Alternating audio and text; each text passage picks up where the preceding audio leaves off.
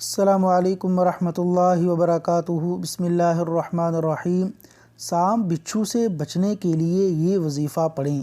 صحیح بخاری حدیث نمبر 6320۔